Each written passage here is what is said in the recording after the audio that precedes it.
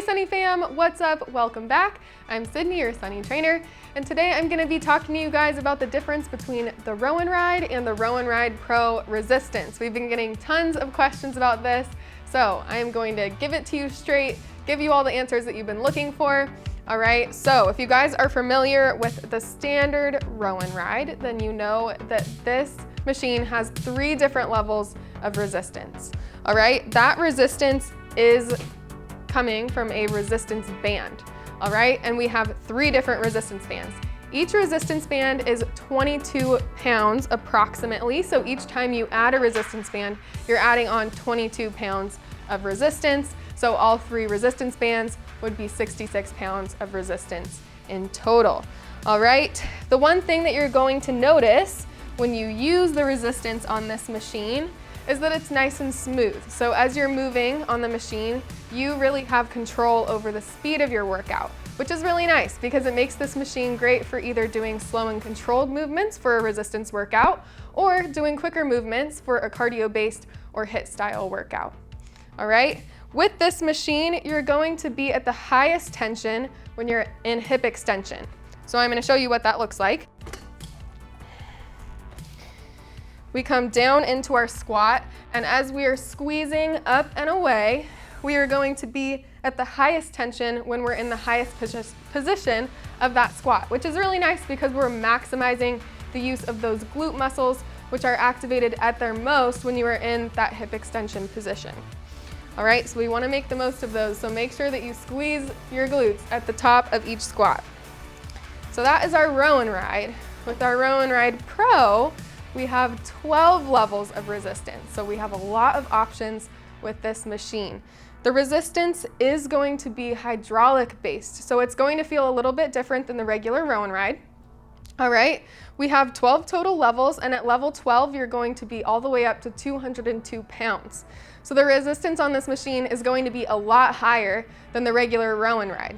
All right, each level of hydraulic resistance that you add is going to be approximately 15 pounds.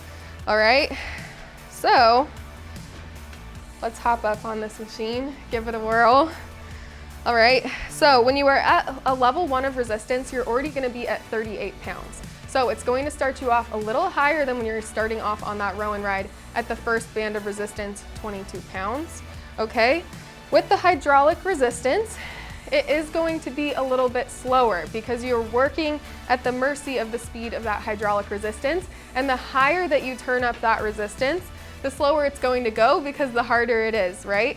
So really at a resistance level of 1 or 2 on that knob is going to be the resistance that you're able to use for those higher speed, fast-paced cardio-based workouts. So right now I'm at a level 1, I can move nice and fast on this machine, right? But if we turn it up to a level of 12,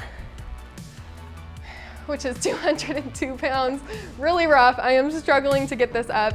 This is not going to be very effective for a cardio-based workout, but on the other hand, it's going to be great for resistance style training and really building that strength in your lower body. So this machine, you have a little bit more options when it comes to the resistance. However, just keep in mind that it is going to be, you know, a little more at the mercy of the speed of the machine in comparison to the regular Row and Ride, where you have that full control if you want to go fast or you want to go slow.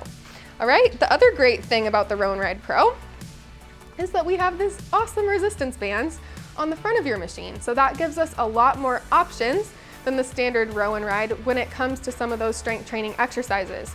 So when we take our resistance bands off, I'll just leave one here and just do it on the left side for you for now.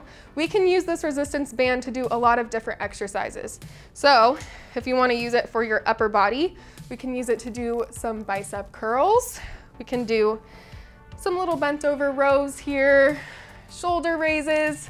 There is all kinds of options, and really it is up to your creativity. So whatever you can think of, whatever you can try to do, feel free to try it with these resistance bands. Just keep in mind that you do want to make sure that your machine is nice and stable when you're using it. So you are going to want to keep, you know, one hand either on the handlebars or a foot stabilizing on the rear base of your machine.